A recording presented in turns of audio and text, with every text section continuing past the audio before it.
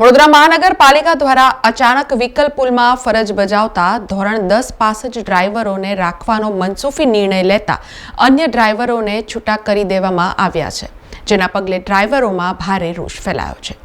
વડોદરા મહાનગરપાલિકા મનસુફી નિર્ણય લેવામાં ખૂબ જ માહિર છે અને ક્યારે કોની નોકરી ખાવી અને કોને છૂટા કરવા તે તેમની એક કલા છે। ત્યારે સ્થાયી સમિતિમાં એક દરખાસ્ત આવી હતી, જેમાં વ્હીકલ પુલમાં ધોરણ 10 થી ઓછું ભણેલા ડ્રાઈવરોને છૂટા કરવાની ભલામણ કરવામાં આવી હતી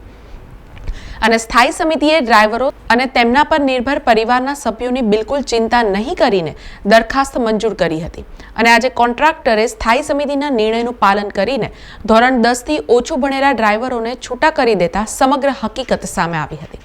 જેથી તમામ ડ્રાઈવરોને તમામ વાહનો વ્હીકલ પુલમાં જમા કરી દીધા હતા અને એકત્રિત થઈને પાલિકાના મનસુફી નિર્ણયનો વિરોધ કર્યો હતો તેમજ પાલિકા દ્વારા લેવામાં આવેલા નિર્ણયને મોકૂફ રાખવામાં આવે તેવી માંગ કરવામાં આવી હતી। હડતાલ નથી પાડી, આજે અચાનક વડોદરા મહાનગરપાલિકા નિર્ણય લેવામાં આવ્યો ને આજે સવારે અમને ખ્યાલ પડ્યો, કોન્ટ્રાક્ટરે આવીને જણાવ્યું કે ભાઈ કોર્પોરેશનનો નિર્ણય એવો છે કે 10 પાસે એ ડ્રાઈવરમાં લેવામાં આવશે, બીજા કોઈ ડ્રાઈવરને લેવામાં આવે નહીં, એટલે તે લોકો દ્વારા બધાને છૂટા કરવામાં આવ્યા છે। એટલે આપના માધ્યમથી માન્ય કમિશનર મેયરશ્રીને જણાવવા માંગીશ કે આ ડ્રાઈવરો છે છેલ્લા 20-21 વર્ષથી અહીંયા કાર્યરત છે ને તમે જોઈ શકો કે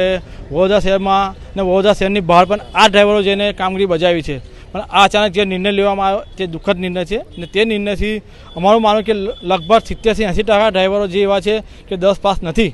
એટલે તમે જુઓ કે એ ડ્રાઈવરોને એમના પરિવારના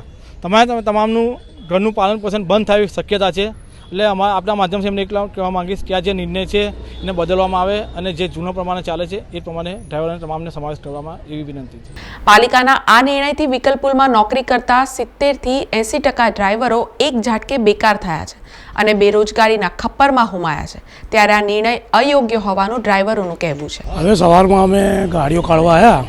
તો કોન્ટ્રાક્ટરના સુપરવાઇઝરે અમને એવું કીધું કે ભાઈ છોકરાઓને બધાને કે ભાઈ ગાડી કાઢવાની નહીં, તમારે તમે 10 પાસ હોય એ ગાડી કાઢી શકે। હવે મોસ્ટલી 70-80% એવા છે કે ભાઈ જેમના પાસે 10 પાસનું રિઝલ્ટ નથી અને 15-20 વર્ષથી આ લોકો નોકરી કરે છે અને એમાં તે ટાઈમે જે આઈટીઓના રૂલ્સ પ્રમાણે પણ ભણતર એટલું માંગતા નહોતા, 5 પાસ કે 6 પાસ કે 7 પાસ। આમાં એ લોકો હેવી ડ્રાઈવરો છે 15-20 વર્ષથી નોકરી કરે છે અને પૂરગ્રસ્તમાં કે કોઈ પણ કોરોનામાં બધા આ ડ્રાઈવરોએ કામગીરી કરી, એમના આ વસ્તુ તો જુદી રહી, સાઈડ ઉપર રહી, પણ હમણાં કોન્ટ્રાક્ટરને તાત્કાલિક એમને એવી આદેશ આપવામાં આવ્યો છે કે ભાઈ 10 પાસ લેવાના, તો હવે 70-80% એવા માણસ છે કે ભાઈ એ લોકો 10 પાસ નથી, તેના કારણથી એ લોકોએ ના પાડી એટલે અમે બેસ્યા છે। હવે નિર્ણય 70-80% છે લોકો।